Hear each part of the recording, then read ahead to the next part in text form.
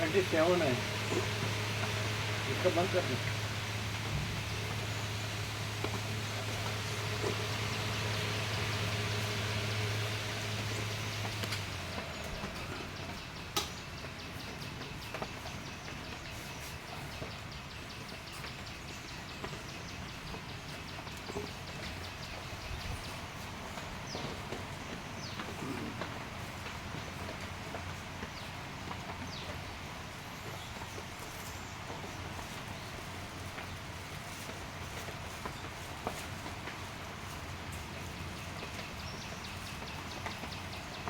वो 3 फैन चालू है, चालू किया है। हाँ तो ठीक।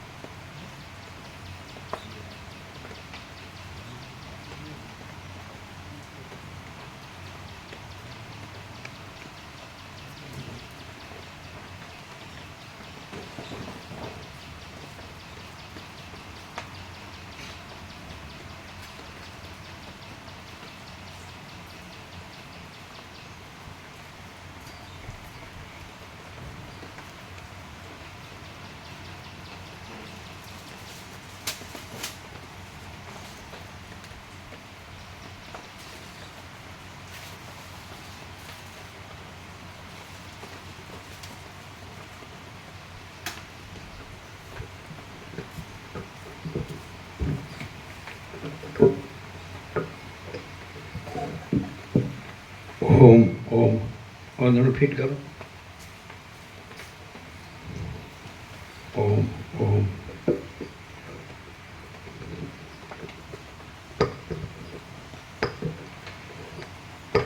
ओम ओम ओम बराबर फिट हुआ ना।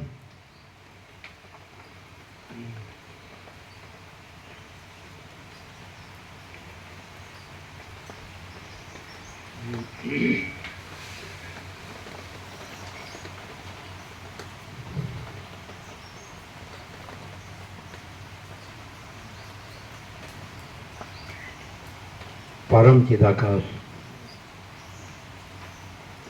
क्यों नहीं आवाज खोलता नहीं कम है। ओम ओम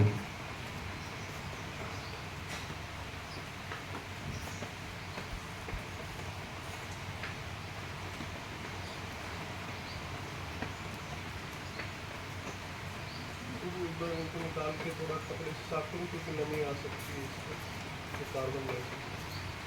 नहीं नहीं ओम नहीं पहला हुआ था ना आवाज आया था। फिट करो खाली ओम ओम दब गए पहला आया था ना।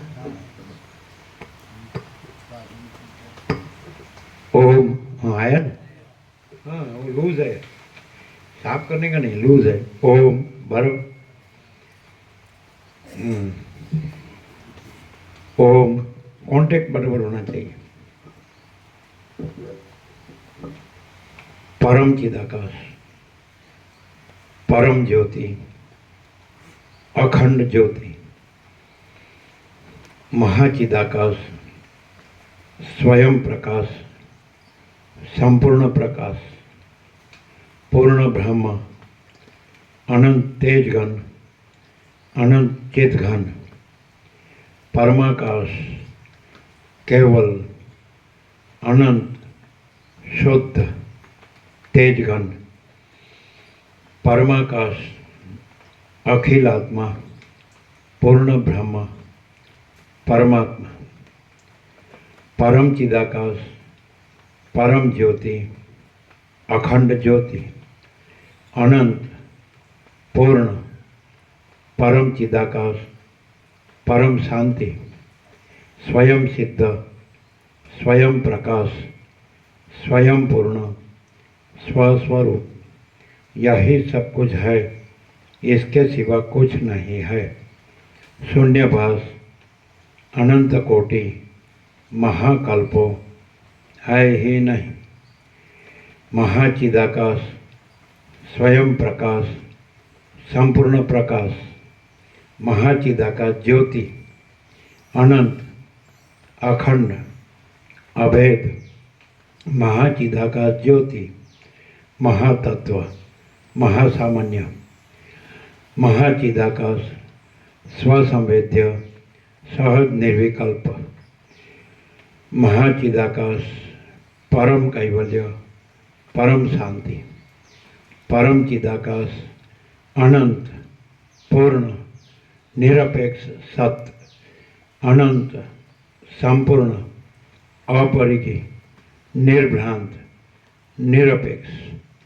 वशिष्ठ राम उत्पत्ति प्रकरण राउंड 39वां राउंड।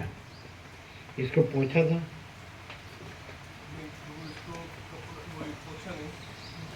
खाली निकाला है। ठीक है, इसको पहुंचने का नहीं। શું કહે છે?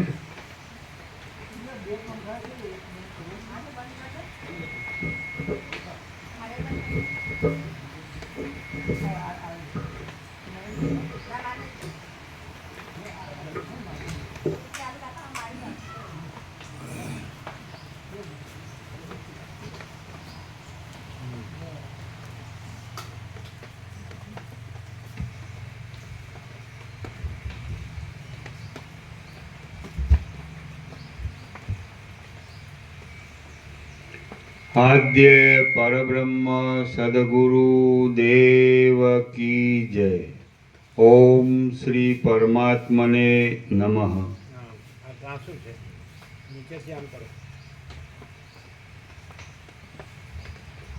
થોડું। हाँ एम बराबर।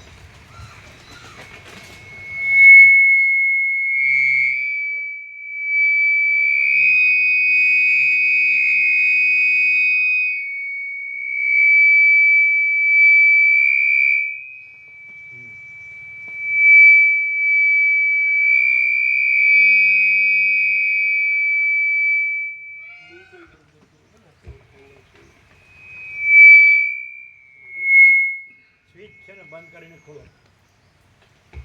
હા, અડધી સ્વિચ હોય તો એવું થાય। આખી ખુલી ને બસ फूल ना स्विच पूरी खुलना चाहिए। श्री योग वासिष्ठ महारामायण उत्पत्ति प्रकरण पेज नंबर 347 सर्ग 97 આકાશત્રયનું વર્ણન। આ 97મા સર્ગમાં સર્વ આકાશથી મનના સંસ્થાનનું તથા ચિત્તાકાશ, ચિદાકાશ અને ભૂતાકાશનું વિસ્તારથી વર્ણન કરેલું છે। રામ બોલ્યા, હે બ્રહ્મન, આ જગતરૂપી સર્વ આડંબર મનથી જ ઉત્પન્ન થયેલો છે, માટે જગત એ જ મનનું કર્મ છે, એમ પ્રથમ તમારે બતાવેલા વાક્યના અર્થથી મારા સમજવામાં આવે છે।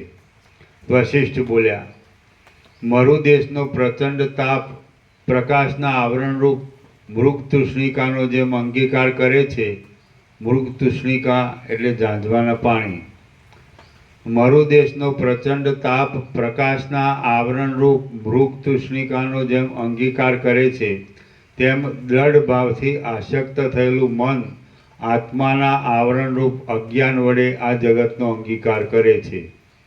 આ બ્રહ્મરૂપ જગતને વિશે તે મન એક આકૃતિપણાને પામે છે। કોઈ સમયે તે મનુષ્ય ભાવને પામે છે અને કોઈ સમયે તે દેવ રૂપે ઉત્પન્ન થાય છે, કોઈ સમયે તે દૈત્યપણાથી ઉલ્લાસ પામે છે, કોઈ સમયે તે યક્ષપણાથી ઉદય પામે છે, કોઈ સમયે તે ગંધર્વપણાને પ્રાપ્ત થાય છે, તો કોઈ સમયે તે કિન્નર રૂપે રહે છે, વળી કોઈ સમયે તે આકાશ અને નગર રૂપે પણ થાય છે। એ પ્રમાણે વિસ્તારવાળી આકૃતિથી મન જ સર્વ સ્થળે વૃદ્ધિ પામે છે। શરીરનો સમૂહ તૃણ, કાય અને લતા જેવો છે, માટે શરીરનો વિચાર કરવાથી કાંઈ ફળ નથી, માત્ર મન છે તે જ વિચાર કરવા યોગ્ય છે. મન વડે આકુળ થયેલું આ જગત વિસ્તાર પામેલું છે અને તે વિના પરમાત્મા એ જ અવશેષ રહે છે. આત્મા પોતે સર્વ પદથી અતીત છે, સર્વ સ્થળે ગમન કરનાર છે, સર્વના આશ્રયરૂપ છે અને તેના પ્રસાદે કરીને સંસારમાં મન દોડે છે તથા નાચે છે. મનનું કર્મ છે તે જ શરીરના કારણભૂત છે અને જન્મ મરણ પણ તેના જ થાય છે. આત્માને વિશે તેવા ગુણ નથી. વિચાર કરવાથી મન લય પામે છે અને મનના લય માત્રથી મોક્ષ છે. મનનો ક્ષય થયા પછી પ્રાણીની મુક્તિ થાય છે અને આ પ્રમાણે મુક્તિ થયા પછી ફરીવાર જન્મ થતો નથી. રામ બોલ્યા, હે ભગવાન, તમે પ્રથમ માણસની 3 પ્રકારની જાતિ કહી. 3 પ્રકારની નીચે ટિપ્પણી. 94માં સર્ગમાં 12 પ્રકારની જાતિ લખી છે, પણ તે સર્વનો સાત્વિક, રાજસ અને તામસ એ 3માં આંતરભાવ થવાથી મુખ્ય 3 જાતિ માનેલ છે.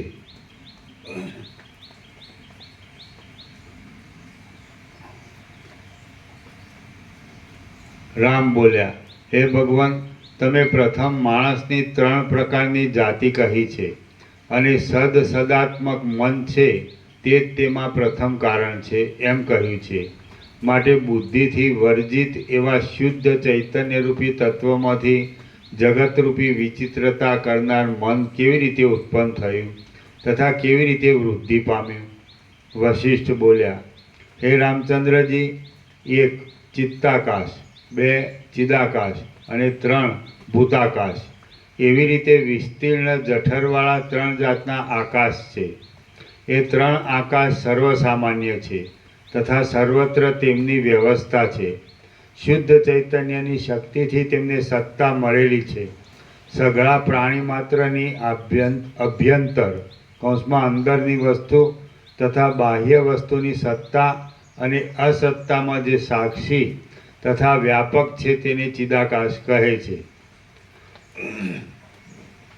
સઘળા પ્રાણી માત્રની અભ્યંતર અંદરની વસ્તુ તથા બાહ્ય વસ્તુની સત્તા અને અસત્તામાં જે સાક્ષી તથા વ્યાપક છે તેને ચિદાકાશ કહે છે. પ્રાણી માત્રના સર્વ વ્યવહારના હેતુપણાથી જે હિતરૂપ છે, જે સર્વ કાર્યકારણના નિયંતાપણાથી શ્રેષ્ઠ છે અને જેણે પોતાની કલ્પનાથી આ જગતનો વિસ્તાર કર્યો છે તેને ચિત્તાકાશ કહે છે. 10 દિશાના મંડળના ભોગ વડે જેનું અવિચ્છિન્ન શરીર છે તથા મેઘ વગેરેના જે આશ્રયભૂત છે તેને ભૂતાકાશ કહે છે. ભૂતાકાશ તથા ચિત્તાકાશ એ બંને ચિદાકાશના બળથી ઉત્પન્ન થયેલ છે અને દિવસ જેમ સર્વ કાર્ય સમૂહનું કારણ છે તેમ ચૈતન્ય સર્વનું કારણ છે. હું જડ છું, હું જડ નથી એવો મલિન ચિત્તને નિશ્ચય થાય છે તે જ મન છે એમ જાણો અને તે મને આકાશ આદિ ઉત્પન્ન કર્યા છે. આવી રીતે 3 આકાશની કલ્પના કરવી એ પણ જ્યાં સુધી વિષય આત્માનું જ્ઞાન થયું નથી ત્યાં સુધી અજ્ઞાનીને બોધ કરવા માટે છે. તે કલ્પના જ્ઞાનીને માટે કરવામાં આવતી નથી. જ્ઞાનીને તો નિશ્ચય થાય છે કે એક પરબ્રહ્મ જ છે અને તે સર્વરૂપ છે, સર્વને પૂરક છે, નિત્ય છે અને સર્વ કલ્પનાથી વર્જિત છે. દ્વૈત તથા અદ્વૈતના ભેદવાળા વાક્યના ગર્ભિત સંદર્ભથી અજ્ઞાનીને ઉપદેશ આપવામાં આવે છે, પણ જ્ઞાનીને ઉપદેશની આવશ્યકતા નથી. હે રામચંદ્રજી, જ્યાં સુધી તમને જ્ઞાન થયું નથી ત્યાં સુધી જ્ઞાન થવા માટે 3 આકાશની કલ્પનાથી હું તમને ઉપદેશ કરું છું. દાવાનળ જે પ્રચંડ તાપમાંથી જેમ મરુદેશમાં મૃગતૃષ્ણિકા ઉત્પન્ન થાય છે તેમ ચિદાકાશમાંથી ભૂતાકાશ તથા ચિત્તાકાશ ઉત્પન્ન થાય છે. ચિત્તપણાને પામેલું મન મલિનપણાને પામે છે, તેથી તે આકુળપણાથી 3 જગતરૂપ ઇન્દ્રજાળને ઉત્પન્ન કરે છે.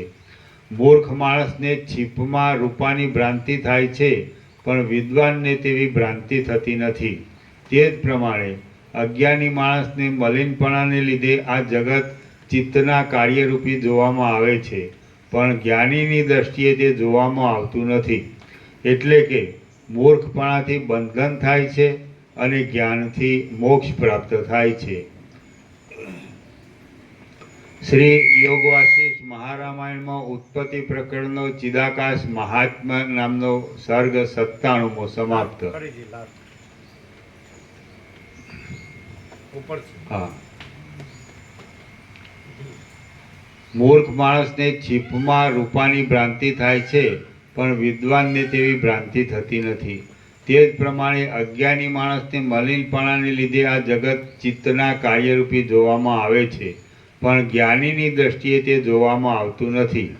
એટલે કે મૂર્ખપણાથી બંધન થાય છે અને જ્ઞાનથી મોક્ષ પ્રાપ્ત થાય છે. શ્રી યોગ વાસિષ્ઠ મહારામાયણમાં ઉત્પત્તિ પ્રકરણનો ચિદાકાશ મહાત્મા નામનો સર્ગ 97મો સમાપ્ત. એટલે એનો અર્થ થાય કે ચિદાકાશ જ છે. ચિત્તાકાશ ને ભૂતાકાશ આભાસ માત્ર છે, કાંઈ નથી, છે જ નહીં. એટલે જ્ઞાનથી ચિદાકાશ જ છે અને ચિત્તાકાશ ભૂતાકાશ ભ્રાંતિ છે જ નહીં. એટલે પછી અહંકાર ને જગત એ ભ્રાંતિ છે જ નહીં. એટલે જન્મ મરણ એ ભ્રાંતિ છે જ નહીં. એ ચિદાકાશ એ જ મોક્ષરૂપ છે. બરાબર. એટલે મૂર્ખ માણસ હોય તો એને આ એ આભાસ માત્ર જે ચિત્તાકાશ ને ભૂતાકાશ ભ્રાંતિ હોય, એટલે આ અહંકાર ને જગત ભ્રાંતિ હોય, હું મારું એ ભ્રાંતિ હોય, અને એને જન્મ મરણ એ ભ્રાંતિ હોય. સમજે? એટલે મૂર્ખ માણસને. અને જ્ઞાની છે એ ચિદાકાશ રૂપ છે, કારણ કે ચિદાકાશ જ્ઞાનથી ચિદાકાશ રૂપ છે. પછી એમાં ચિત્તાકાશ ને ભૂતાકાશ ભ્રાંતિ છે જ નહીં. એટલે એ જ મોક્ષ છે, એ મુક્ત છે, અને એને જન્મ મરણ નથી. હાવ સીધું આમ જ છે ને, બધું એમ જ આવ્યું ને.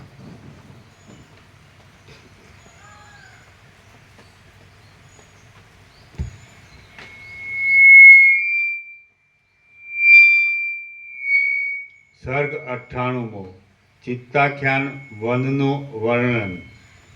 આ 98મા સર્ગમાં બોધ થવા સારું ચિત્તનું આખ્યાન કહેવાશે, તથા ચિત્તના તત્વનો વિચાર કરવાથી ચિત્તનો નાશ થાય છે એમ બતાવવામાં આવશે.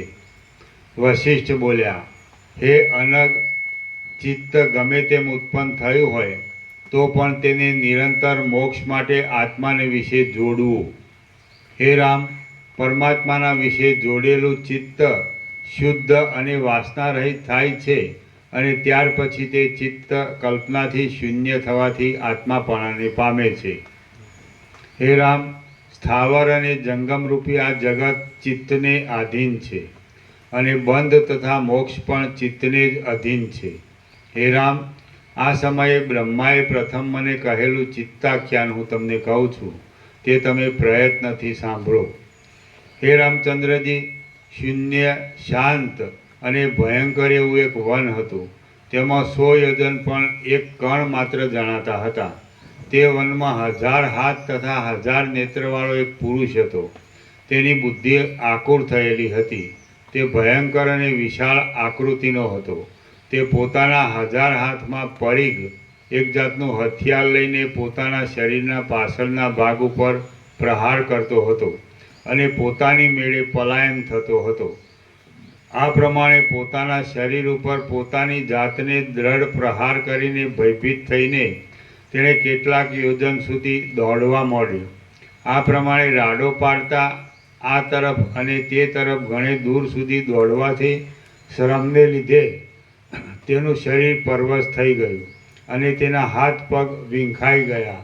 ત્યાં તે પરવશપણાથી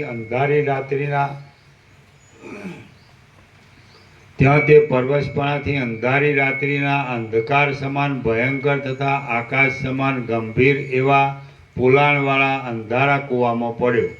ત્યાર પછી કેટલેક કાળે તે અંધારા કૂવામાંથી બહાર નીકળ્યો અને ફરી પણ પ્રથમની પેઠે પોતાના શરીર ઉપર પોતાની જાતે પ્રહાર કરીને તેણે ચારે બાજુ દોડવા માંડ્યું.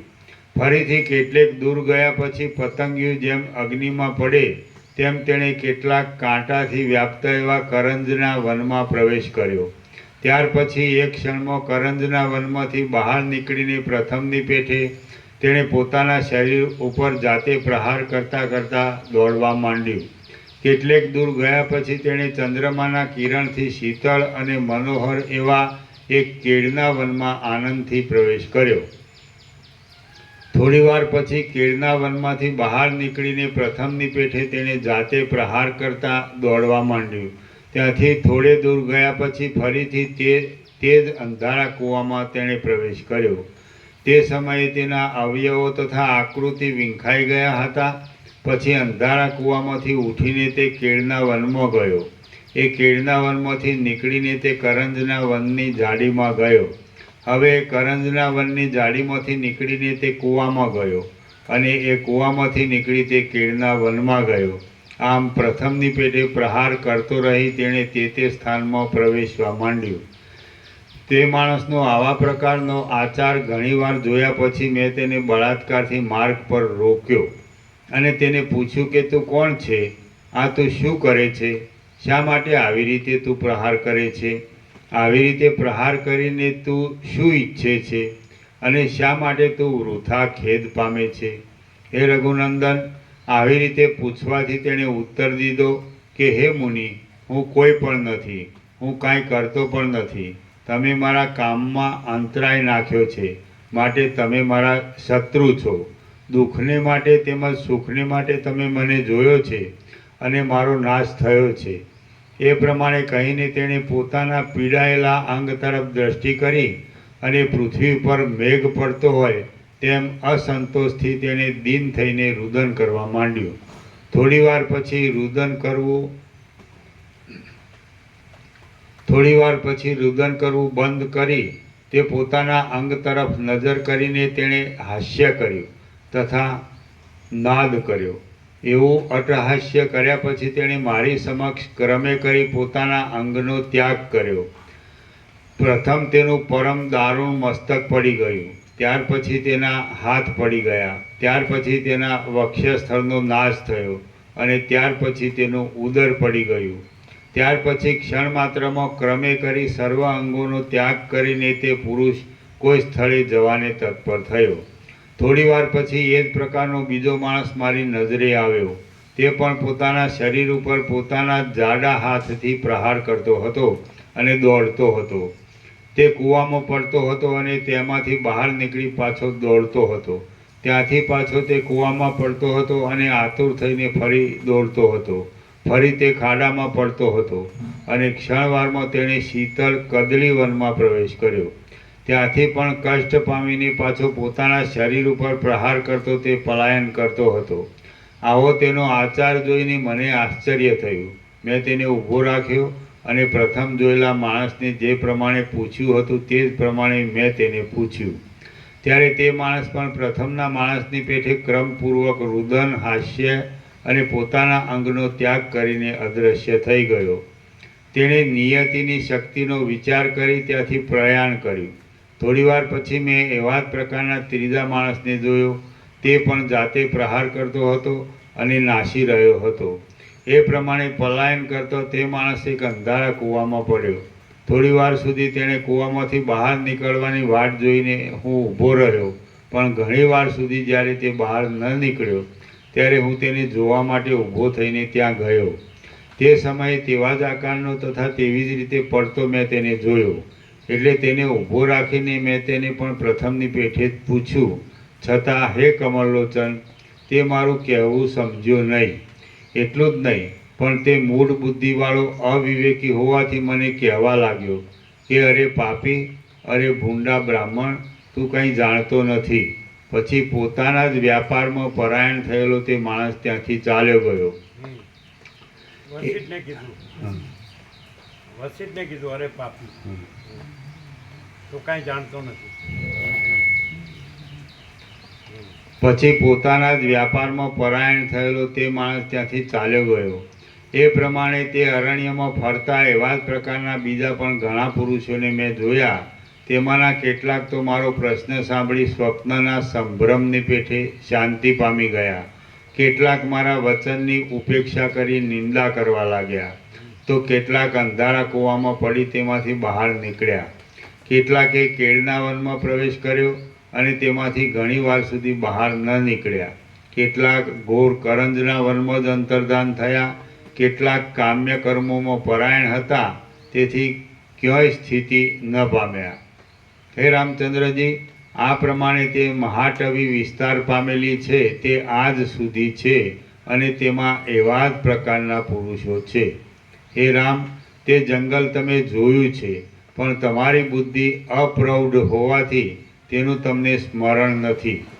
તે જંગલ અતિ ભયંકર છે, વિવિધ પ્રકારના કાંટાને લીધે સંકટવાળું છે, ઘોર છે અને ગાઢ અંધારાને લીધે ગહન છે. છતાં લોકમાં નિવૃત્તિનું સાધન મળ્યા છતાં અજ્ઞાની માણસ આત્મજ્ઞાન ન હોવાથી તે ઘોર જંગલનું સુગંધીવાળા પુષ્પોથી યુક્ત એવી વાડીની જેમ સેવન કરે છે. શ્રી યોગ વાસિષ્ઠ મહારામાયણમાં ઉત્પત્તિ પ્રકરણનો ચિત્તોપાખ્યાન નામનો સર્ગ 98મો સમાપ્ત. સર્ગ 99મો ચિત્તાખ્યાનનો સિદ્ધાંત. આ 99મા સર્ગમાં પ્રથમ ચિત્તાખ્યાનનું ક્રમથી તથા વ્યુત્ક્રમથી રામચંદ્રજીના પ્રશ્ન દ્વારા તાત્પર્ય કહેવામાં આવશે. રામ બોલ્યા, હે બ્રહ્મન, તમે કહેલી મહાટવી મોટું જંગલ ક્યાં છે? મેં તે ક્યારે અને કેવી રીતે જોયેલી છે? ત્યાં પુરુષો હતા તે કોણ હતા તથા તેઓ શું કરવાનો ઉદ્યમ કરતા હતા? વશિષ્ઠ બોલ્યા, હે રઘુનાથ, હે રઘુનાથ, હે મહાબાહુ, હે રામ, મેં તમને કહેલી મહાટવી દૂર નથી, તેમ તે પુરુષો પણ દૂર નથી. હે રામ, ગંભીર અપાર પોલાણવાળી શૂન્ય તથા વિકારથી યુક્ત જે આ સંસાર પદવી છે તે જ મહાટવી છે એમ તમે સમજો. વિવેક દ્રષ્ટિથી વિચાર ન કરવાથી તે સંસાર પદવીરૂપ મહાટવી પ્રાપ્ત થાય છે અને જ્યારે તે એક અદ્વિતીય વસ્તુથી પૂર્ણ છે એમ નિશ્ચય થાય છે ત્યારે તે શૂન્ય છે. તે સંસાર અટવીમાં મોટા આકારવાળા પુરુષો ભ્રમણ કરતા હતા એમ મેં તમને કહ્યું છે. પુરુષો નહીં પણ સંસારમાંના માણસોના મનરૂપી તે પુરુષો સમજવા અને એ મન દુઃખમાં ડૂબેલા છે.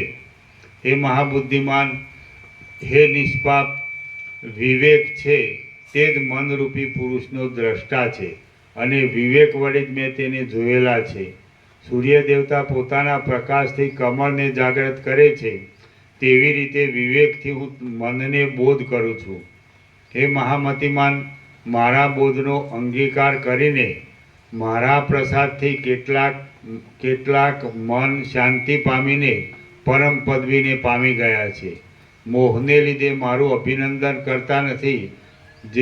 મોહને લીધે જે મારું અભિનંદન કરતા નથી તથા જેઓ મારો તિરસ્કાર કરે છે તેઓ અંધારા કૂવામાં પડે છે. મારા બોધનો અંગીકાર કરીને મારા પ્રસાદથી કેટલાક મન શાંતિ પામીને પરમ પદવીને પામી ગયા છે. મોહને લીધે જે મારું અભિનંદન કરતા નથી તથા જેઓ મારો તિરસ્કાર કરે છે તેઓ અંધારા કૂવામાં પડે છે. હે રઘુવર, પૂર્વના સર્ગમાં જે અંધારા કૂવા કહ્યા છે તે નરક સમજવા. જેમણે કેળના વનમાં પ્રવેશ કર્યો તે મન સ્વર્ગના રસવાળા છે એમ સમજવું. જેમણે અંધારા કૂવામાં પ્રવેશ કર્યો છે અને ત્યાંથી બહાર નિર્ગમન કર્યું નથી તે મન મહાપાપથી યુક્ત હોવાથી નરકમાંથી નીકળ્યા નથી એમ સમજવું. હે રાઘવ, કેળના વનમાં પ્રવેશ કર્યા પછી તે વનમાંથી જેણે બહાર નિર્ગમન ન કર્યું તે મન પુણ્યના સંભારથી યુક્ત હોવાથી સ્વર્ગમાં રહ્યા છે એમ સમજવું. હે રઘુનંદન, કરંજના વનમાંથી જે બહાર ન નીકળ્યા તે મનુષ્ય જાતના મન સમજવા. જેને બોધ થયો તે બંધનથી મુક્ત થયા. બહુ રૂપવાળા કેટલાક મન એક યોનિમાંથી બીજી યોનિમાં પ્રવેશ કરીને નરક તથા સ્વર્ગમાં આવ જા કર્યા કરે છે. પ્રથમના સર્ગમાં કરંજનું ગાઢ વન કહેલું છે તે સંસારમાં સ્ત્રીનો રસ તથા દુઃખ અને કંટકરૂપી વિવિધ વાસનાથી યુક્ત મનુષ્યપણું સમજવું. જેણે કરંજના વનમાં પ્રવેશ કર્યો તે મન મનુષ્ય જાતિમાં ઉત્પન્ન થઈને સંસારના રસમાં આસક્ત થયા એમ સમજવું. હે રઘુનંદન, ચંદ્રમાના કિરણથી શીતળ એવું કેળનું જે વન કહેવામાં આવ્યું છે તે મનને આનંદ કરનાર સ્વર્ગ છે એમ સમજો. કેટલાક મન પુણ્ય કરવાથી તપ તથા ધારણા વડે શરીરને ધારણ કરીને રહેલા છે. જેણે પોતાના અજ્ઞાનથી બુદ્ધિ અને ચિત્ત વડે મારો તિરસ્કાર કર્યો છે તેણે આત્મજ્ઞાન ન હોવાથી પોતાના જ વિવેકનો તિરસ્કાર કર્યો છે. તમે મને જોયો છે, મારો નાશ થયો છે તથા તમે મારા શત્રુ છો એમ જે પુરુષે કહ્યું તે બોધ થવાથી નાશ થવા સમયે ચિત્તે પ્રલાપ કર્યો એમ સમજવું. હે રાઘવ, રાડો પાડીને પુરુષે રુદન કરવા માંડ્યું એમ જે કહેવામાં આવ્યું છે તે સંસારના સુખનો ત્યાગ કરવા સમયે મને રુદન કર્યું એમ સમજવું. અર્ધ વિવેક પ્રાપ્ત થયો હોય અને નિર્મળ પદની પ્રાપ્તિ ન થયેલી હોય ત્યાં સુધી સંસારના સુખનો ત્યાગ કરવા સમયે ચિત્તને અતિશય પરિતાપ થાય છે. રુદન કરતાં પોતાના અંગ ઉપર દ્રષ્ટિ કરી એમ કહેલું છે તે સંસારના સુખનો ત્યાગ કરવા સમયે સ્ત્રી પુત્રના સ્નેહને લીધે તેમના પર દયાથી આ સર્વનો ત્યાગ કરી જવું એ કષ્ટરૂપ છે એમ વિચાર કરીને રુદન કર્યું એમ સમજવું. અર્ધ વિવેક પ્રાપ્ત થયો હોય અને નિર્મળ પદની પ્રાપ્તિ ન થયેલી હોય તો સ્નેહ તથા લોભ વગેરેથી અંગનો ત્યાગ કરવા સમયે ચિત્તમાં તાપની વૃદ્ધિ થાય છે. હે રામ, જેમણે હાસ્ય કર્યું તે મને મારા જ્ઞાન વડે વિવેકની પ્રાપ્તિ થઈ છે અને તેથી તેમને ચિત્તમાં સંતોષ થઈને આનંદ થયો છે એમ સમજવું. વિવેકની પ્રાપ્તિ થયા પછી જેણે સંસારની સ્થિતિનો ત્યાગ કરેલો છે એવા ચિત્તને પોતાના રૂપનો ત્યાગ કરતી વખતે આનંદની અભિવૃદ્ધિ થાય છે. જે પુરુષોએ પોતાના અંગ તરફ દ્રષ્ટિ કરતા હાસ્ય કર્યું તેમણે પોતાના મનથી એવો વિચાર કર્યો કે આ મારા અંગો એ જ મને છેતરવાનું સ્થાન છે. અહો, મિથ્યા વિકલ્પથી રચિત અંગો વડે હું ઘણીવાર છેતરાયો. આમ પોતાના મનથી વિચાર કરીને તેણે હાસ્ય સહિત અંગ તરફ દ્રષ્ટિ કરી. વિવેક પ્રાપ્ત થયા પછી પરમપદમાં વિશ્રાંતિ પામેલું મન પૂર્વની દીનતાના આધારભૂત પદાર્થને દૂરથી હાસ્ય કરતા જુએ છે. મેં તેને માર્ગમાં રોકીને પ્રયત્નથી પ્રશ્ન કર્યો. તે વિવેક બળાત્કારથી પોતાના ચિત્તને રોકે છે એમ બતાવવામાં આવ્યું છે. મારી આંખ આગળ તેના અંગો ચૂરાઈને અંતર્ધાન થઈ ગયા. તે ઉપરથી વિવેકને લીધે મનનો નાશ થતી વખતે અર્થની અનેક પ્રકારની આશાનો પણ નાશ થાય છે એમ બતાવવામાં આવ્યું છે. પુરુષને 1000 નેત્ર તથા 1000 હાથ હતા એમ પ્રથમના સર્ગમાં વર્ણવેલું છે. તે ઉપરથી ચિત્તને અનંત આકૃતિપણું છે એમ સમજવાનું છે. પુરુષ પોતાના જ શરીર ઉપર પોતાની મેળે પ્રહાર કરતો હતો એમ કહેલું છે. તે ઉપરથી અનેક પ્રકારની કલ્પનાથી મન પોતાના જ શરીરને પ્રહાર કરે છે એમ સમજવું. પુરુષ પ્રહાર કરતા ચારે બાજુ દોડતો હતો એમ કહેલું છે. તે ઉપરથી માણસનું મન પોતાની વાસનારૂપી પ્રહારથી વાસના અનુસાર દોડ્યા કરે છે એમ સમજવાનું છે. મન પોતાની મેળે પોતાને પ્રહાર કરે છે અને સ્વેચ્છાથી પલાયન કરે છે. જુઓ, અજ્ઞાનનું એ કેવું કૌતુક છે. પોતાની વાસનાથી તાપ પામેલા સર્વ મન સ્વેચ્છાથી પોતાના પદને પામવા માટે પલાયન કરે છે. આ જગતમાં દુઃખનો જે વિસ્તાર થયો છે તે પણ મનને લીધે જ છે અને મન પોતે ખેદ પામી ચારે બાજુ દોડ્યા કરે છે. જેમ કોશેટો કરનાર કીડો પોતાની લાળરૂપી જાળથી બંધન પામે છે તેમ મન પોતાની સંકલ્પિત વાસનારૂપી જાળથી પોતાની મેળે બંધન પામે છે. બાળક રમત કરવા સમયે પાછળથી પોતાને જ દુઃખ થાય એવી રમત પણ અજ્ઞાનથી રમે છે. તેવી રીતે મન પોતાની ચંચળતાને લીધે ભાવિ દુઃખનો વિચાર કર્યા વિના પાછળથી અનર્થ થાય એવી રીતે પણ ક્રીડા કરે છે. લાકડાને વેરણિયા પોતાની કરવતથી લાકડાનો થોડો ભાગ ચીરીને તેમાં વચ્ચે ખીલી ભરાવી ચાલ્યા જાય છે. પાછળથી કોઈ વાંદરો તે જ લાકડા પર બેસીને પોતાની ચપળતાને લીધે કાંઈ પણ વિચાર કર્યા વિના તેમાંથી ખીલી કાઢી નાખે છે. તો ચીરેલા ભાગમાં પોતાના વૃષણ દબાવવાથી તેનું મરણ થાય છે. તે જ પ્રમાણે માણસનું મન પોતાથી ચંચળતાને લીધે વિચાર કર્યા વિના એવા કામ કરે છે કે પાછળથી તેને અનર્થની ઉત્પત્તિ થાય છે. માટે મનનું ઘણી વખત પાલન કરવું, ઘણી વખત મન વડે આત્મવિચાર કરવો અને યોગાભ્યાસથી મનને વશ કરી લેવું, એટલે ફરીવાર શોક કરવો પડે નહીં. મનના પ્રમાદથી દુઃખના પહાડ વધે છે. સૂર્યોદયથી જેમ હિમનો નાશ થાય છે તેમ મનને વશ રાખવાથી દુઃખનો નાશ થાય છે.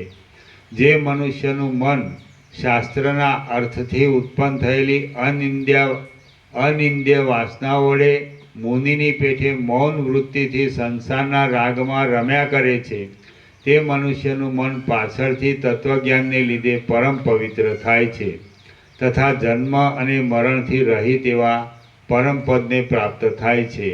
ત્યારે તેને મહાન આપત્તિમાં પણ શોક થતો નથી.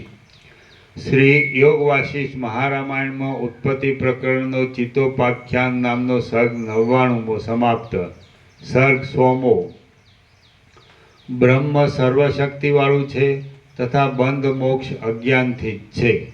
આ 100મા સર્ગમાં મનની શક્તિએ કરીને બ્રહ્મનું સર્વશક્તિપણું તથા અજ્ઞાન માત્રથી બંધ મોક્ષની કલ્પના છે એમ વર્ણન કરવામાં આવશે. વશિષ્ઠ બોલ્યા, હે રામ, આ ચિત્ત બ્રહ્મના પરમપદમાંથી પ્રાપ્ત થયેલું છે. સાગરમાંથી ઉત્પન્ન થયેલ તરંગ જેમ સાગરમય છે તથા સાગરમય નથી, તેમ તે ચિત્ત બ્રહ્મમય છે અને બ્રહ્મમય નથી. હે રામ, સામાન્ય જળની બુદ્ધિવાળા માણસને જેમ સમુદ્રથી તરંગ જુદા નથી, તેમ જ્ઞાનીને બ્રહ્મથી કાંઈ પણ વસ્તુ ભિન્ન નથી. જળનું સામાન્યપણું ન જોનાર માણસને જેમ જળ અને તરંગોમાં જુદાપણું જોવામાં આવે છે, તેમ અપ્રબુદ્ધ માણસને મન છે તે જ સંસારના ભ્રમના કારણરૂપ છે. વાચ્ય અને વાચકનો સંબંધ પણ અજ્ઞાની માણસના ઉપદેશ માટે સંસારમાં કલ્પિત છે. બ્રહ્મ સર્વશક્તિમાન છે, પર છે તથા નિત્યપૂર્ણ અને અવ્યય છે. તેમજ એવી કોઈ પણ વસ્તુ નથી કે જે બ્રહ્મને વિશે ન હોય. પરમાત્મા ભગવાન સર્વશક્તિમાન છે. જે સ્થળે જેવી ઈચ્છા થાય તે સ્થળે તે તેવી શક્તિનો પ્રકાશ કરે છે. પરમાત્મા ભગવાન સર્વશક્તિમાન છે. જે સ્થળે જેવી ઈચ્છા થાય તે સ્થળે તે તેવી શક્તિનો પ્રકાશ કરે છે. હે રામ, શરીરને વિશે બ્રહ્મની ચૈતન્ય શક્તિ જોવામાં આવે છે. વાયુને વિશે સ્પંદ શક્તિ રહેલી છે અને પથ્થરમાં જળ શક્તિ રહેલી છે. જળમાં દ્રવ શક્તિ રહેલી છે, અગ્નિમાં તેજ શક્તિ રહેલી છે, આકાશમાં શૂન્ય શક્તિ રહેલી છે અને સંસાર સ્થિતિમાં અસ્તિત્વ કૌંસમાં હોવાપણાની શક્તિ રહેલી છે. વિનાશમાં નાશ શક્તિ છે, શોકવાળામાં શોક શક્તિ છે, આનંદ પામેલામાં આનંદ શક્તિ છે, શૂરવીરમાં પરાક્રમ શક્તિ છે, સર્ગમાં સર્ગ શક્તિ છે અને આ કલ્પના અંતમાં સર્વશક્તિ છે. આ પ્રમાણે બ્રહ્મની સર્વશક્તિ દસે દિશામાં દેખાય છે. વૃક્ષના બીજમાં જેવી રીતે ફળ, પુષ્પ, લતા, પત્ર, શાખા તથા મૂળવાળું વૃક્ષ રહેલું છે, તેવી રીતે બ્રહ્મને વિશે આ જગત રહેલું છે. બ્રહ્મને વિશે પ્રતિભાસના વશપણાથી ચૈતન્ય તથા જડના મધ્યમાં રહેલું જીવ નામનું ચિત્ત દેખાય છે. અનેક પ્રકારના વૃક્ષ, લતા, ગુલ્મ તથા પલ્લવની કલ્પનાની પેઠે જ્યાં સુધી તત્વ જાણવામાં આવ્યું નથી ત્યાં સુધી આ જગતની કલ્પના છે. હે રાઘવ, અહમ પ્રત્યયથી ભાસમાન થતું આ જગત બ્રહ્મરૂપ જ છે. આત્મા સર્વ સ્થળે રહેનાર છે તથા તેનું નિત્ય પ્રકાશરૂપ મહાન શરીર છે. આકાશમાં જેવી રીતે પીંછાની ભ્રાંતિ થાય છે તથા જળમાં જેવી રીતે તરંગની બુદ્ધિ છે, તેવી રીતે આત્માની મનન કરવાની શક્તિને મન કહે છે. આત્માને વિશે જીવ તથા મન પ્રતિભાસની કળા માત્ર છે. મનના રૂપનો જે ઉદય થયો છે તે પણ બ્રહ્મની જ શક્તિ છે. તેથી હે રિપુનાશન, તે બ્રહ્મરૂપ જ છે. આ જે દ્રશ્ય વિભાગ જોવામાં આવે છે તે પણ પ્રાતિભાષિક છે, પણ વસ્તુતઃ વિભાગ નથી. વળી બ્રહ્મના અજ્ઞાનથી કામ, કર્મ, વાસના આદિ જે કાંઈ લોકમાં જીવનું કારણ કહ્યું છે તે સર્વ મન વિશે જ સદાત્મક છે. એટલે મનરૂપ બ્રહ્મની શક્તિ જ જીવનું કારણ છે. જેમ મન સત્તાત્મક બ્રહ્મનું રૂપ સંસર્ગના અધ્યાસથી મનમાં રહેલું છે, અને જેમ વસંત વગેરે ઋતુની શક્તિ વૃક્ષમાં રહેલી છે, તેમ જીવની ચેષ્ટા વગેરે મનના ધર્મ પણ બ્રહ્મને વિશે રહેલા છે. પૃથ્વીમાં સર્વ ઋતુઓ તથા સર્વ પુષ્પ વગેરેની શક્તિ રહેલી છે, તે છતાં પૃથ્વી બીજ, સંસ્કાર તથા દેશના ભેદથી વ્યવસ્થા વડે પુષ્પ વગેરેની ધારણ કરે છે. તેવી રીતે બ્રહ્મને વિશે સર્વ શક્તિ રહેલી છે, તે છતાં તે તે વ્યવસ્થાથી સર્વ શક્તિને ધારણ કરે છે. અને પૃથ્વી જેવી રીતે પુષ્પને ધારણ કરે છે, તેવી રીતે લોકના કર્તા બ્રહ્મ ચિત્તને ધારણ કરે છે. જેવી રીતે પૃથ્વીના તળમાંથી દેશકાળની વિચિત્રતા વડે શાળ ઉત્પન્ન થાય છે, તેવી રીતે બ્રહ્મમાંથી પણ અનેક સ્થળે અનેક પ્રકારની શક્તિઓ ઉત્પન્ન થાય છે. હવે શંકર બ્રહ્મ અને જગતને શંકર કૌંસમાં ભેળસેળ માનીએ તો પણ કંઈ પ્રાતિભાષિક નથી અને તેને કોઈ પણ જોતું નથી. ભિન્નને ભિન્ન કરનાર જે સંખ્યા તથા રૂપ આદિ છે, તેથી શંકર ભેળસેળ થશે નહીં. એ ભેદ કરવાવાળા સંખ્યા આદિ પણ મનથી જ બ્રહ્મ વિશે કલ્પાયેલા છે, માટે તે પણ બ્રહ્મરૂપ જ જાણો. ઇન્દુ બ્રાહ્મણના 10 પુત્રોએ મનની કલ્પનાથી 10 બ્રહ્માંડ ઉત્પન્ન કર્યા. તેવી રીતે પ્રત્યેક માણસ મનમાં જેવી કલ્પના કરે છે તેવું તે ઉત્પન્ન કરી શકે છે. પોતાની મેળે ક્ષોભ ન પામેલા નિર્મળ જળમાં જેવી રીતે સ્પંદ થાય છે, તેવી રીતે પરમાત્માને વિશે જીવ છે તે જ સંસારનું કારણ છે. જળમાં થતા કલ્લોલ, ઉર્મિ તથા તરંગ એ સગળું જેમ જળરૂપ છે, તેમ જ્ઞાનવાન માણસને આ સર્વ જગત બ્રહ્મરૂપ છે. તરંગવાળા સમુદ્રમાં જળથી જુદી જેમ તરંગની કલ્પના કરવામાં આવે છે, તેમ નામ, રૂપ વગેરેની કલ્પના કરવામાં આવી છે, પણ વસ્તુતઃ એક બ્રહ્મની જ સત્તા રહેલી છે. જે ઉત્પન્ન થાય છે, નાશ પામે છે, જાય છે તથા સ્થિતિ પામે છે, એ સગળું વિવર્તપણાથી બ્રહ્મને વિશે જણાય છે.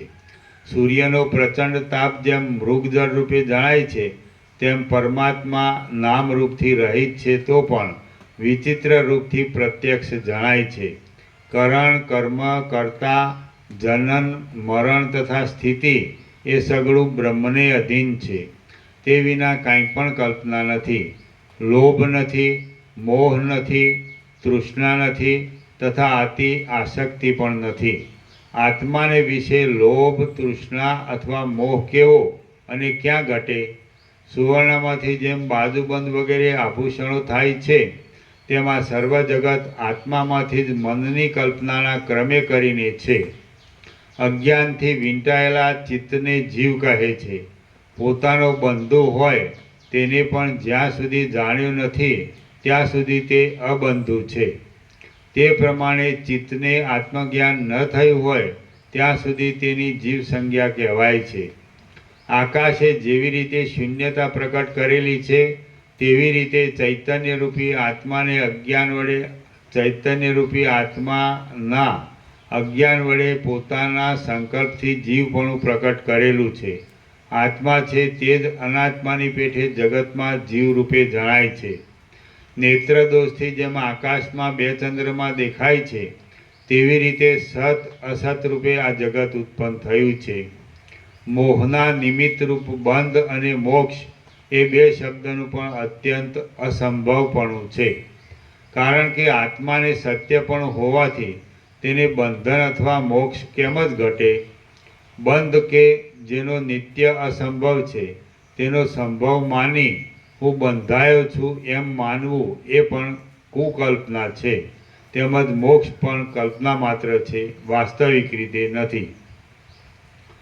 રામ બોલ્યા, હે પ્રભુ, પ્રથમ કહેવામાં આવ્યું છે કે મનમાં જેવો નિશ્ચય થાય છે તે પ્રમાણે થાય છે, પણ તેમાં અન્યથા થતું નથી. ત્યારે જે માણસે મનથી બંધનની કલ્પના કરી છે તેને કાલ્પનિક કલ્પનાથી થયેલો બંધ નથી એમ કેમ કહેવાય? વશિષ્ઠ બોલ્યા, જેવી રીતે સ્વપ્નમાં થયેલી કલ્પના મિથ્યા છે તેવી રીતે મૂર્ખ માણસને થયેલી બંધની કલ્પના પણ મિથ્યા છે, અને તેવી જ રીતે મોક્ષની કલ્પના છે તે પણ મિથ્યા છે. આ પ્રમાણે બંધ અને મોક્ષ બંને અજ્ઞાનથી જ થયેલ છે. હે મહાબુદ્ધિમાન, વાસ્તવિક રીતે બંધ પણ નથી તેમ મોક્ષ પણ નથી. જ્યાં સુધી અજ્ઞાન હોય ત્યાં સુધી દોરીમાં સર્પની કલ્પના થાય છે, પણ હે પ્રાજ્ઞ, જ્ઞાન થયા પછી તેવી કલ્પના થતી નથી. તે જ પ્રમાણે બંધ મોક્ષની કલ્પના પણ જ્યાં સુધી અજ્ઞાન હોય ત્યાં સુધી છે. તત્વજ્ઞાન થયા પછી તેવી કલ્પનાની શાંતિ થાય છે. હે રાઘવ, અજ્ઞાની માણસને બંધ મોક્ષનો મોહ થાય છે, પણ જ્ઞાનીને બંધ મોક્ષનો મોહ થતો નથી.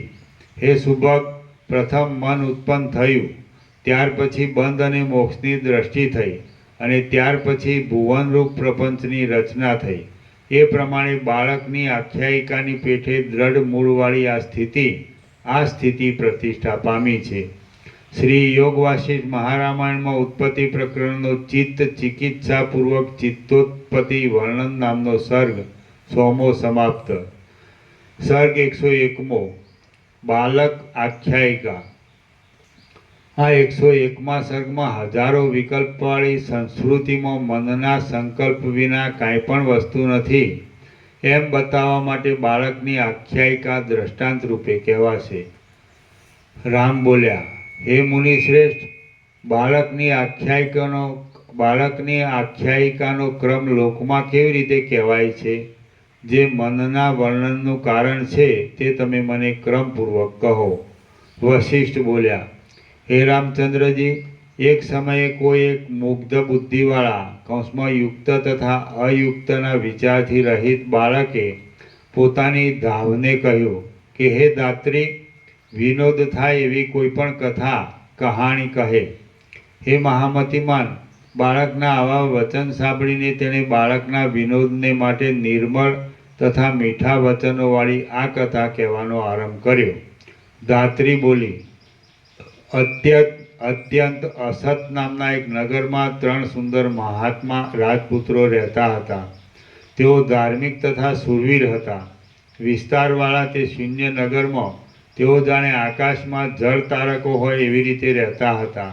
તે 3માંથી 2નો જન્મ નહોતો થયો તથા એક ગર્ભમાં જ રહેલો નહોતો. હવે કોઈ કાળે તે રાજપુત્રોના બાંધવનું મરણ થયું, તેથી તેઓ ખેદ પામ્યા અને શોકથી તેમનું ચિત્ત હરાઈ ગયું. પછી તે 3 જણ પોતાના નગરના સમાજ સાથે એકમત થઈને કોઈ ઉત્તમ નગરનો લાભ લેવા માટે તે શૂન્ય નગરમાંથી બહાર નીકળ્યા. તે સમયે આકાશમાંથી બુધ, શુક્ર અને શનૈશ્વરે જાણે પ્રયાણ કર્યું હોય એવા તે જણાતા હતા. તે 3 રાજપુત્રોના અંગ શિરીષના પુષ્પ જેવા કોમળ હતા. શિરીષ એટલે સરસડો. તેમને પાછળથી સૂર્ય તપાવતો હતો. ગ્રીષ્મ ઋતુના તાપથી ખેદ પામેલા પલ્લવો જેમ કરમાઈ જાય તેમ તેઓ માર્ગમાં દિવસને વખતે કરમાઈ ગયા. માર્ગમાં તપી ગયેલી રેતીથી તેમના ચરણકમળ દાઝી જતા હતા, અને તેથી તેઓ જૂથમાંથી જુદા પડેલા મૃગની પેઠે હાય બાપલા એમ કહી શોક કરતા હતા. દર્ભના અગ્રભાગથી તેમના પગ વિંધાઈ જતા હતા. તાપથી તેમના અંગના સાંધાઓમાં દુઃખ થતું હતું અને ધૂળ ઉડાડવાથી તેમનું શરીર ધૂળમય થઈ રહેતું હતું. એવી રીતે તેમણે ઘણો લાંબો પંથ કાપ્યો એટલે તેમણે 3 વૃક્ષો જોયા. તે 3 વૃક્ષો મંજરીના સમૂહથી યુક્ત હતા, ફળ પલ્લવથી શોભતા હતા અને માર્ગમાં મૃગ તથા પક્ષીગણના આધારરૂપ હતા. તે 3 વૃક્ષમાંથી 2 વૃક્ષ કંઈ પણ ઉગ્યા નહોતા અને ત્રીજા વૃક્ષમાં સારી રીતે ઉગવાનું બીજ પણ નહોતું. થાકી ગયેલા તે 3 રાજપુત્રોએ તેમાંના એક વૃક્ષ નીચે વિશ્રાંતિ લીધી. સ્વર્ગમાં પારિજાતના વૃક્ષ તળે ઇન્દ્રલોકમાં રહેનારને જેવો આનંદ થાય તેવો તેમને ત્યાં આનંદ થયો. તેમણે તે અમૃત સમાન વૃક્ષના ફળનું ભોજન કર્યું, તેના રસનું પાન કર્યું, તેની મંજરીની માળા કરી અને ઘણીવાર વિશ્રાંતિ લઈને ત્યાંથી આગળ પ્રયાણ કર્યું. થોડે દૂર ગયા પછી મધ્યાહન સમયે 3 નદીઓ તેમના જોવામાં આવી. તેમાં અનેક પ્રકારના મોજા ઉછળતા હતા. તે 3 નદીમાંથી એક નદી સુકાઈ ગઈ હતી અને 2 નદીમાં કંઈ પણ પાણી હતું નહીં. આથી તે આંધળાની આંખો જેવી હતી. તે 3 નદીમાંની જે નદી સુકાઈ ગયેલી હતી તેમાં તે રાજપુત્રોએ આદરથી સ્નાન કર્યું. ઉનાળાના તાપથી દુઃખ પામતા માણસો જેમ નદીમાં ક્રીડા કરે છે તથા બ્રહ્મા, વિષ્ણુ અને મહેશ જેમ ગંગામાં જળ ક્રીડા કરે છે તેમ તેમણે તેમાં ઘણીવાર સુધી જળ ક્રીડા કરી. પછી દૂધ જેવા જળનું પાન કર્યું અને તેમણે હર્ષ પામીને ત્યાંથી આગળ ચાલવા માંડ્યું. દિવસને અંતે સૂર્ય અસ્ત થવાને સમયે ભવિષ્યમાં જેનું નિર્માણ થવાનું છે એવા અને પર્વતના જેવા ઊંચા એક નગર પાસે આવ્યા. તે નગરની ઉપર સુંદર ધજા હતી અને નીચે કમલીની શોભતી હતી. તેમાં નીલ આકાશના જેવા સુંદર જળાશય હતા. ત્યાં નગરમાં થતા ગાનની સ્વર મૂર્છના દૂરથી સાંભળવામાં આવતી હતી. તે નગરમાં તેમણે સુંદર 3 ભુવનો જોયા. તે ભવનો જાણે મહાપર્વતના મણિમય તથા સુવર્ણમય શિખરો હોય તેમ શોભતા હતા. તે 3 ભવનમાંથી 2 ભવનનું તો નિર્માણ થયેલું નહોતું અને એક ભવન ભીંત વિનાનું હતું. એ 3 ભવનમાં જે એક ભીંત વિનાનું સુંદર ભવન હતું તેમાં તે 3 રાજપુત્રોએ પ્રવેશ કર્યો. તે ભવનમાં પ્રવેશ કરી વિહાર કરતા હતા તેવામાં તપાવેલા સોના જેવા 3 સ્થાલી પાત્રો તેમને પ્રાપ્ત થયા. તે 3 પાત્રમાંથી 2 પાત્ર ભાગેલા હતા અને એકનો ભૂક્કો હતો. તેમાંથી દીર્ઘ બુદ્ધિવાળા તે રાજપુત્રોએ ભૂકારૂપી સ્થાલીનું ગ્રહણ કર્યું. તેમાં તે બહુ ખાનારાઓએ 99 દ્રોણ તથા 1 દ્રોણથી ન્યૂન એવા 100 દ્રોણ ચોખા રાંધ્યા અને 3 બ્રાહ્મણને જમવાનું આમંત્રણ દીધું. તે 3 બ્રાહ્મણમાંથી 2ના દેહ જ નહોતા અને એકને મુખ નહોતું. તેમાંથી મુખ વિનાના બ્રાહ્મણે 100 દ્રોણ ચોખાનું ભોજન કર્યું તથા અવશેષ રહેલા અન્નનું રાજપુત્રોએ ભોજન કર્યું. એ પ્રમાણે હે પુત્ર, ભવિષ્યમાં નિર્માણ થનાર તે નગરમાં તે 3 રાજપુત્રો પરમ તૃપ્તિ પામ્યા તથા મૃગિયા રમતા આજ સુધી સુખે રહ્યા છે. એ અનગ, આ પ્રમાણે એ મનોહર કથા મેં તમારી પાસે કઈ સંભળાવી. હૃદયમાં આ કથાનું મનન કરજે, તેથી તું પંડિત થઈશ. વશિષ્ઠ બોલ્યા, આ પ્રમાણે હે રામ, દાત્રીએ બાળક પાસે શુભ કથા કહી અને તે આખ્યાયિકા સાંભળીને બાળકને આનંદ થયો.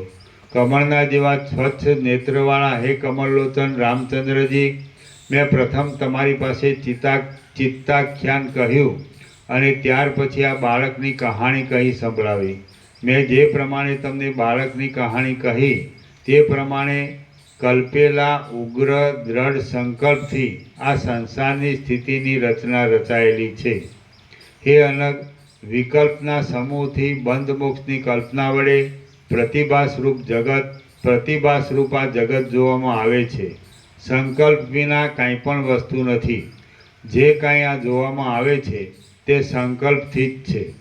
સ્વર્ગ, પૃથ્વી, વાયુ, આકાશ, પર્વત, નદી અને દિશાઓ એ સગળું સ્વપ્નની પેઠે સંકલ્પથી રચાયેલું છે. ભવિષ્યમાં થનારા નગરમાં જે પ્રમાણે રાજપુત્રો છે તથા જે પ્રમાણે સંકલ્પની રચના છે તે પ્રમાણે આ જગતની સ્થિતિ છે. જળમાં જેમ જળમય એવા ચંચળ સમુદ્રની સ્ફૂર્ણા થાય છે તેમ આત્માને વિશે સંકલ્પ માત્રની સ્ફૂર્ણા થાય છે. સૂર્યના તથા જનસમૂહના વ્યાપારથી જેમ દિવસ વૃદ્ધિ પામે તેમ પ્રથમ સંકલ્પથી ઉત્પન્ન થયેલ આ જગત પરમાત્માના વ્યાપારથી વૃદ્ધિ પામે છે. આ સમગ્ર જગત સંકલ્પના સમૂહની કલ્પના માત્ર છે. મનોવિલાસ તથા રાગ વગેરેની વૃત્તિઓ પણ સંકલ્પ માત્ર છે. માટે હે રામ, સંકલ્પ માત્રનો ત્યાગ કરીને તથા નિશ્ચળપણાથી નિર્વિકલ્પ પદનો આશ્રય કરીને તમે શાંતિ પામો. શ્રી યોગ વાસિષ્ઠ મહારામાયણમાં ઉત્પત્તિ પ્રકરણનો બાલક આખ્યાયિકા નામનો સર્ગ 101મો સમાપ્ત. સર્ગ 102મો અહંકાર અને સંકલ્પના નાશનો ઉપાય. આ 102મા સર્ગમાં અહંકાર તથા સંકલ્પના ક્ષયના ઉપાયનું તેમજ પરમાત્માની નિત્યતાનું નિરૂપણ કરવામાં આવશે. વશિષ્ઠ બોલ્યા, હે રામ, મૂઢ માણસ પોતાના સંકલ્પના વશપણાથી મોહ પામે છે, પણ પંડિત મોહ પામતો નથી. અક્ષય અવિનાશી વસ્તુમાં બાળક હોય તે જ ક્ષયના સંકલ્પથી મોહ પામે છે. અક્ષય વસ્તુમાં બાળક હોય તે જ ક્ષયના સંકલ્પથી મોહ પામે છે. રામ બોલ્યા, હે શ્રેષ્ઠ બ્રહ્મવેત્તા, તમે કહેલ સંકલ્પિક ક્ષય કયો તથા કોણે કરેલો છે? કોને લીધે આ આત્મા અસતના નિમિત્તે કરી મહામોહરૂપ સંસારના ભ્રમનું ગ્રહણ કરે છે? વશિષ્ઠ બોલ્યા, બાળક જેવી રીતે મિથ્યા ભૂતની કલ્પના કરે છે તેવી રીતે અસત ભૂત સમૂહે અહંકાર નામના ક્ષયની કલ્પના કરેલી છે. સર્વ વસ્તુ એક પરમ વસ્તુને વિશે રહેલી છે ત્યારે અહંકાર કેવી રીતે અને ક્યાંથી ઉદય થયો? વાસ્તવિક રીતે અભેદરૂપ પરમાત્મામાં અહંકાર છે નહીં. છતાં જેમ તીવ્ર તડકામાં મૃગજળ દેખાય છે તેમ અજ્ઞાનથી તે દેખાય છે. જેમ જળના આશ્રયથી જળ જોવામાં આવે છે તેમ આત્માના આશ્રયથી મનરૂપી ચિંતામણીમાંથી સંસારનો આરંભ જણાય છે.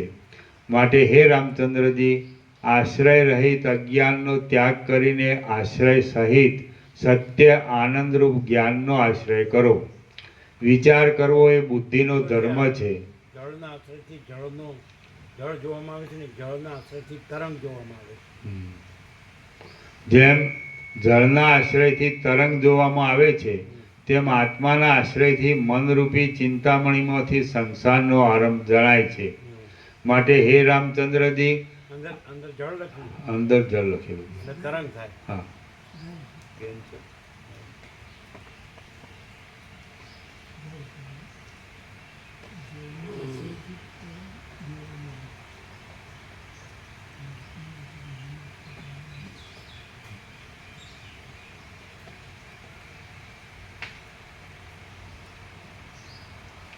જેમ જળના આશ્રયથી તરંગ જોવામાં આવે છે તેમ આત્માના આશ્રયથી મનરૂપી ચિંતામણીમાંથી સંસારનો આરંભ જણાય છે. માટે હે રામચંદ્રજી, આશ્રય રહિત અજ્ઞાનનો ત્યાગ કરીને આશ્રય સહિત સત્ય આનંદરૂપ જ્ઞાનનો આશ્રય કરો. વિચાર કરવો એ બુદ્ધિનો ધર્મ છે. માટે મોહ અને સરંભનો ત્યાગ કરી સત્ય વસ્તુનો વિચાર કરો અને અસત્યનો ત્યાગ કરો. બંધન નથી તે છતાં બંધન છે એવી રીતે કહી શા માટે વૃથા ખેદ પામો છો? આત્મતત્વ અનંત છે, માટે કોનું કેવી રીતે બંધન થાય છે? સંભ્રમનો ત્યાગ કરો. સરંભનો ત્યાગ કરી સંભ્રમનો ત્યાગ. સંભ્રમ, હા, સંભ્રમ.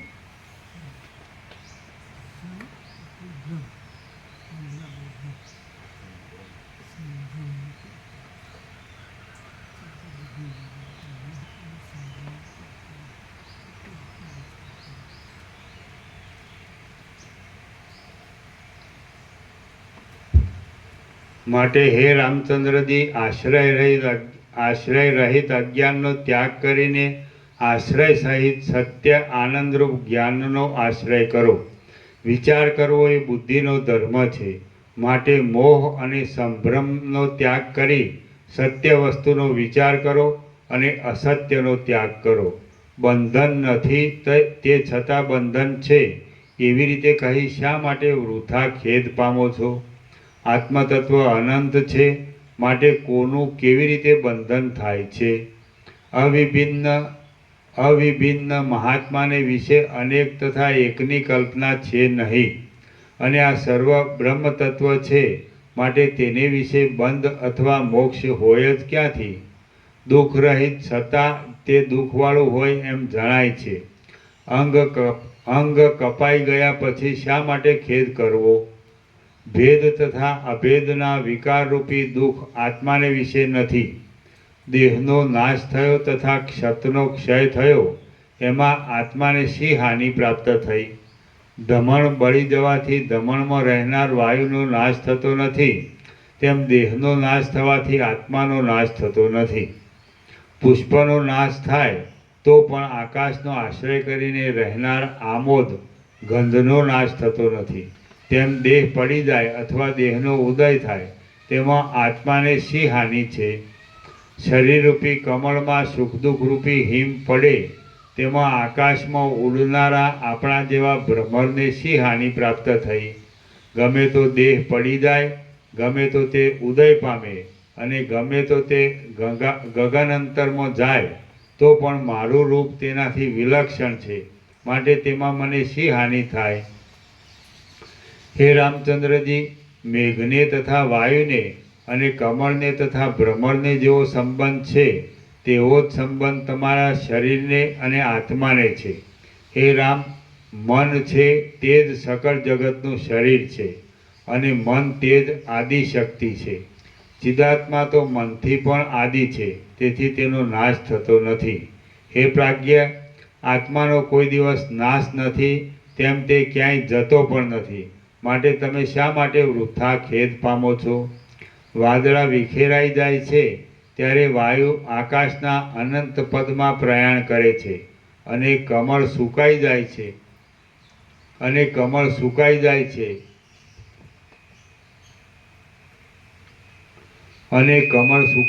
છે ત્યારે ભ્રમર પણ આકાશમાં ઉડી જાય છે. તેવી રીતે દેહનો ક્ષય થાય છે ત્યારે આત્મા પણ આકાશનો આશ્રય કરે છે. આ સંસારમાં વિહાર કરતા મનનો પણ જ્ઞાનરૂપી અગ્નિ વિના નાશ થતો નથી. આ સંસારમાં વિહાર કરતા મનનો પણ જ્ઞાનરૂપી અગ્નિ વિના નાશ થતો નથી. ત્યારે આત્માના નાશની તો વાત જ પણ કેમ જ સંભવે? જેવી રીતે કુળબદર ન્યાય તથા ઘટાકાશનો ન્યાય છે, તેવી રીતે દેહ અને આત્માની વિનાશ અને અવિનાશમાં સ્થિતિ છે. આત્મામાં રાખેલું કુંડું ફૂટી જાય ત્યારે કુંડામાં રાખેલા બોર હાથમાં રહે છે. તેવી રીતે દેહ નષ્ટ થાય ત્યારે આત્મા કૌંસમાં જીવ વાસનારૂપ આકાશમાં રહે છે. ગળો જ્યારે ફૂટી જાય છે ત્યારે ઘટાકાશ મહાકાશમાં મળી જાય છે. તેવી રીતે દેહનો ક્ષય થાય છે ત્યારે દેહી આત્મા નિરામય રહે છે. જંતુનો મનરૂપી દેહ દેશ અને કાળથી અંતરહિત છે, અને મરણરૂપી લુગડાથી ઢંકાઈ જાય છે, માટે શઠ મનને વિશે શા માટે ખેદ કરવો? હે મહાબાહો, મૂળ માણસ દેશ તથા કાળના અદૃશ્ય થવારૂપી મરણમાં શા માટે ભય રાખે છે? આત્માનો નાશ થયો એવું કોઈએ જોયું નથી. એટલા માટે હે રામચંદ્રજી, જેમ આકાશમાં ઉડનાર પક્ષી પાંખ આવ્યા પછી ઈંડાનો ત્યાગ કરે છે, તેમ તમે અહંકારરૂપી મિથ્યા વાસનાનો ત્યાગ કરો. રાગ દ્વેષ વડે માનસી શક્તિ ઇષ્ટ તથા અનિષ્ટને બંધનરૂપ છે, અને તે શક્તિથી સ્વપ્નની પેઠે ભ્રાંતિની વૃથા કલ્પના થાય છે. અવિદ્યા દુરંત કૌંસમાં મુશ્કેલીથી નાશ કરાય તેવી છે, દુઃખને માટે વૃદ્ધિ પામી છે, અને જાણવામાં આવે તેવી નથી. તે અવિદ્યા આ અસત જગતનો વિસ્તાર કરે છે. આકાશનું મલિન દેખાવું એ જેમ ઝાકળનો સ્વભાવ છે, તેમ આ અસત જગત સત્ય દેખાવું એ અવિદ્યાનો સ્વભાવ છે. દીર્ઘકાળના સ્વપ્નની પેઠે અવિદ્યાએ આ અસત જગત સતરૂપ કલ્પેલું છે.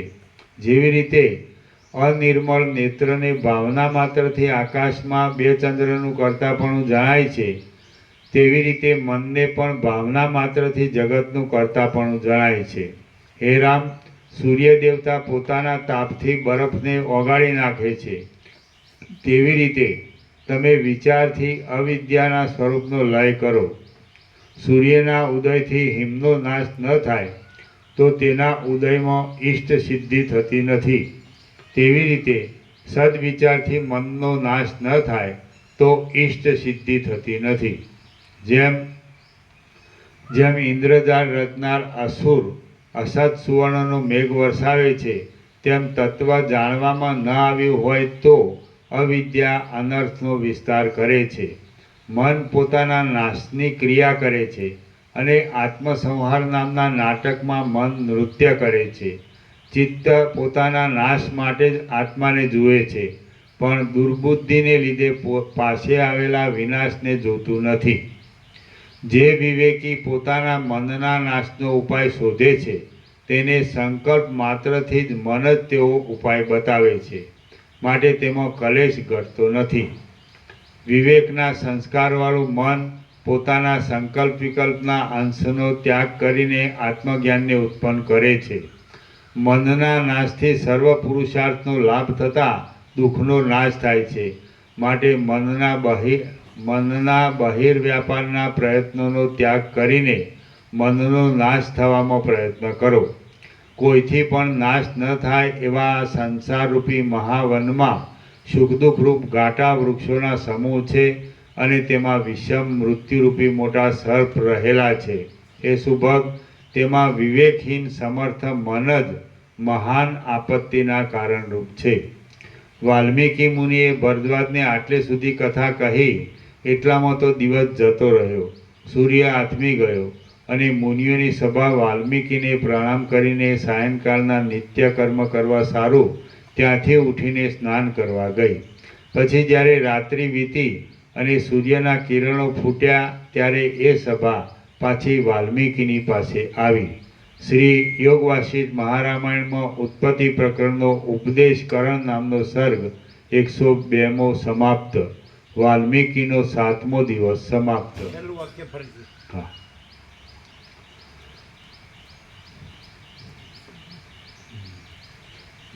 વાલ્મીકી મુનિએ ભરદ્વાજને આટલે સુધી કથા એની ઉપર હે સુભગ, તેમાં વિવેકહીન સમર્થ મન જ મહાન આપત્તિના કારણરૂપ છે.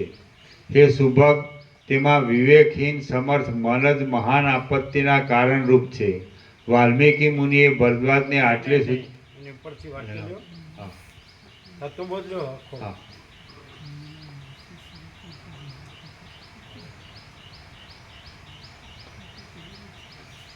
ચિત્ત પોતાના નાશ માટે જ આત્માને જુએ છે, પણ દુર્બુદ્ધિને લીધે પાસે આવેલા વિનાશને જોતું નથી. જે વિવેકી પોતાના મનના નાશનો ઉપાય શોધે છે, તેને સંકલ્પ માત્રથી જ મન જ તેવો ઉપાય બતાવે છે, માટે તેમાં કલેશ ઘટતો નથી. વિવેકના સંસ્કારવાળું મન પોતાના સંકલ્પ વિકલ્પના અંશનો ત્યાગ કરીને આત્મજ્ઞાનને ઉત્પન્ન કરે છે. મનના નાશથી સર્વ પુરુષાર્થનો લાભ થતાં દુઃખનો નાશ થાય છે, માટે મનના બહિર્વ્યાપારના પ્રયત્નોનો ત્યાગ કરીને મનનો નાશ થવામાં પ્રયત્ન કરો. કોઈથી પણ નાશ ન થાય એવા આ સંસારરૂપી મહાવનમાં સુખ દુઃખરૂપ ઘાટા વૃક્ષોના સમૂહ છે. સંસ્કાર લખ્યું છે. સંસારરૂપી સંસાર. હા. આ સંસારરૂપી મહાવનમાં સુખ દુઃખરૂપી ઘાટા વૃક્ષોના સમૂહ છે અને તેમાં વિષમ મૃત્યુરૂપી મોટા સર્પ રહેલા છે. હે સુભગ, તેમાં વિવેકહીન સમર્થ મન જ મહાન આપત્તિના કારણરૂપ છે. વાલ્મીકી મુનિએ ભરદ્વાજને આટલે સુધી કથા કહી. થઈ ગયું. હા. બસ. ઓમ ઓમ ઓમ. પ્રસાદ આપો.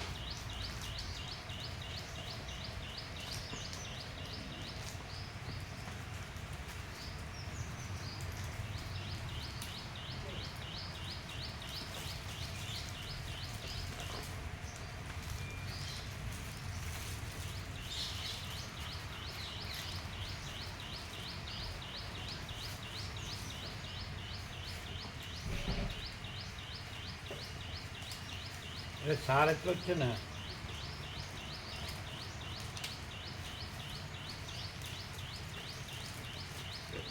એટલે આમાં સાર એટલો જ છે કે ચિદાકાશ છે ને ચિત્તાકાશ ભૂતાકાશ નથી, માયાકાશ નથી. એવું જ ને, અનંત સુધી ચિદાકાશ જ છે આ બધું. અને ચિત્તાકાશ ભૂતાકાશ એ ભ્રાંતિ છે ને એ છે જ નહીં.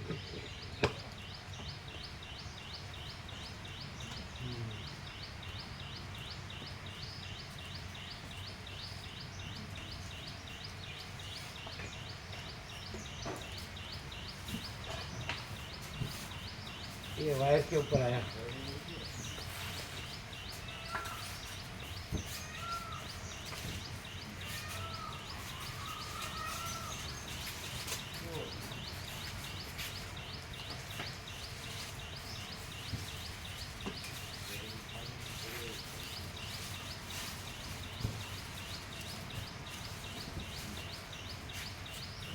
ब्रह्म कृपा ही केवलम आनंद मंगल.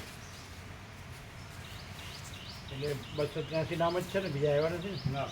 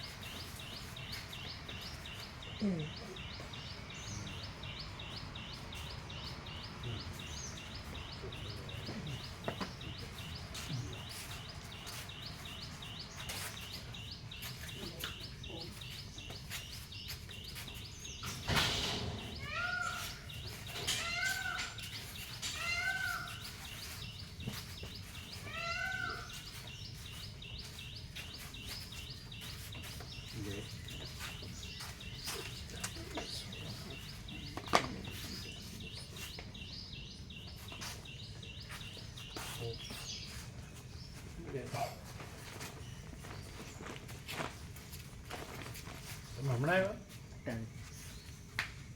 અત્યારે આવ્યા? એનો પ્રસાદ આપજો. ચા ચા પ્રસાદ છે ને? બીજા બધા લીધો? બટાકા પૌવા બીજા બધા લીધો પ્રસાદ? એ તો હમણાં આવ્યા એટલે બાકી.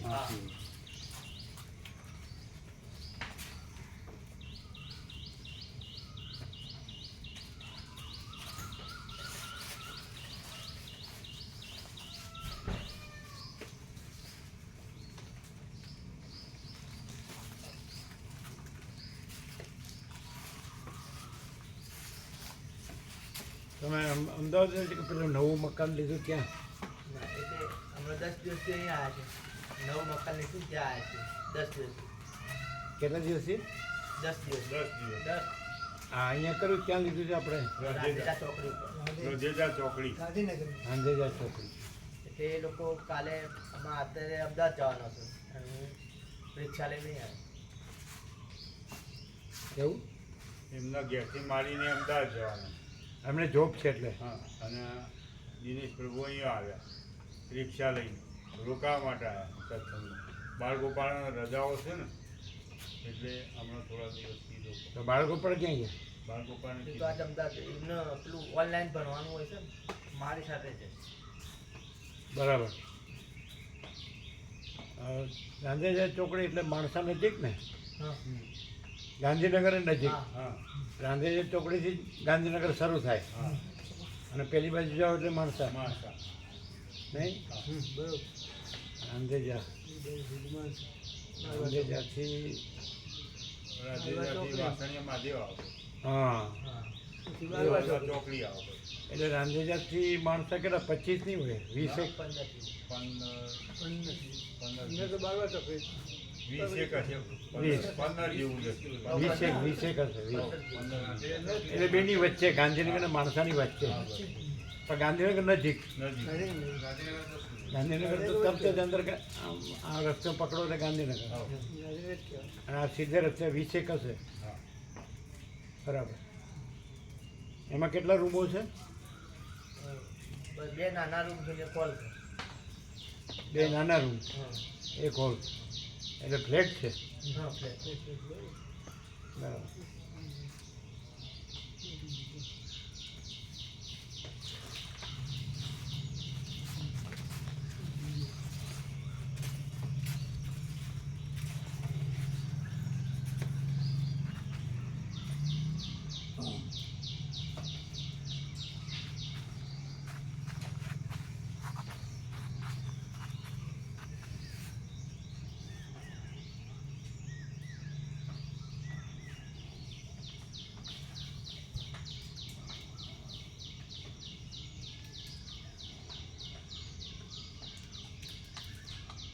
વરસાદ કેવો છે અમદાવાદમાં?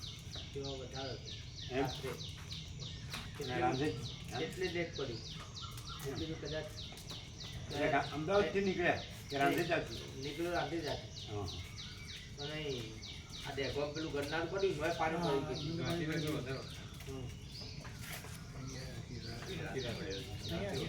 અહીંયા સારો છે ને રાતે? સારો આવ્યો.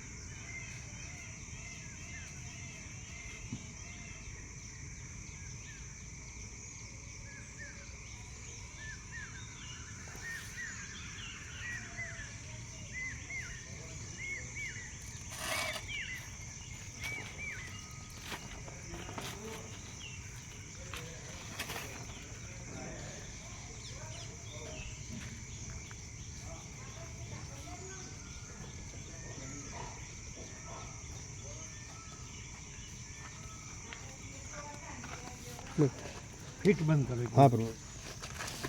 एकदम फिट ऊंचा, हाँ उठा के दबा के नीचे से दबा के वहाँ से एक वो छेड़े से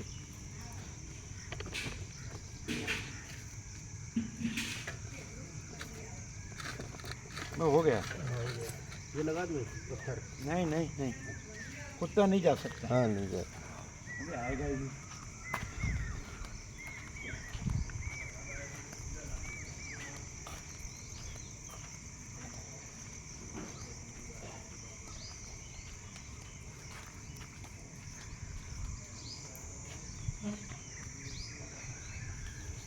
ये बंद कर देना। हाँ प्रभु जी।